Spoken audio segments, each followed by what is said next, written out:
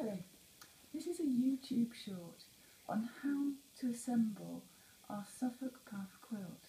As you can see, we've already made a very good start. Staff, seniors and parents have contributed to making these individual Suffolk puffs, and today we're looking at how to assemble them into blocks or groups of 16. So everybody who'd like to help to this end is going to receive in a bag 16 different coloured puffs individually, thread with which to sew together and a needle. The first step then is to assemble your 16 so that you have no repeats of either colour or tone. By that I mean light and dark. So you have a good arrangement of Suffolk puffs. Then we're going to start by sewing them into pairs. These are the right sides. You take two different puffs and place them the right sides together.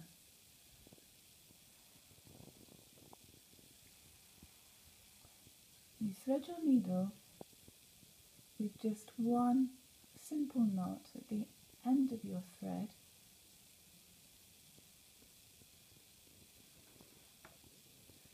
We insert the needle a little way down into the puff and pop it out at the top edge.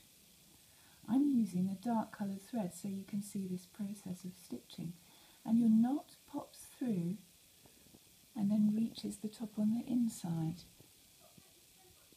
and then we stitch across just a few stitches so that you're fastening two puffs together. Your grey thread won't show.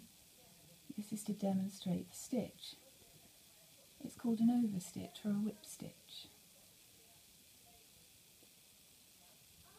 And you probably only need 6 or 7 stitches like these.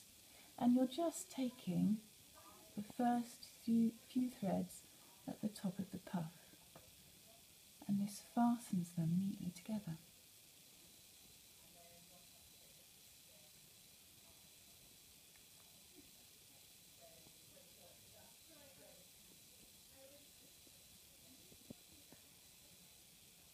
I'm left-handed, so I sew left to right, but hopefully you'll be sewing right to left.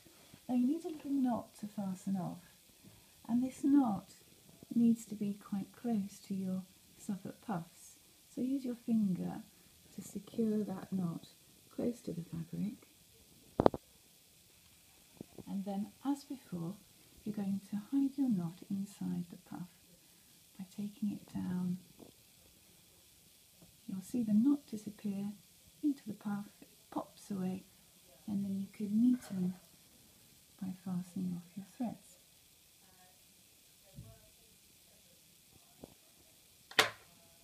And if you turn them open, you'll see those threads.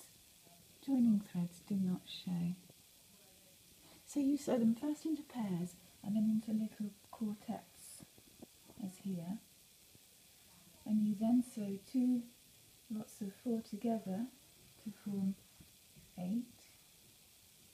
And once you're at that stage, you can finally sew your 2 lots of 8, and you would sew across here, these 2 and these 2, and that would form, once you'd opened it out, your block of 16. Thank you for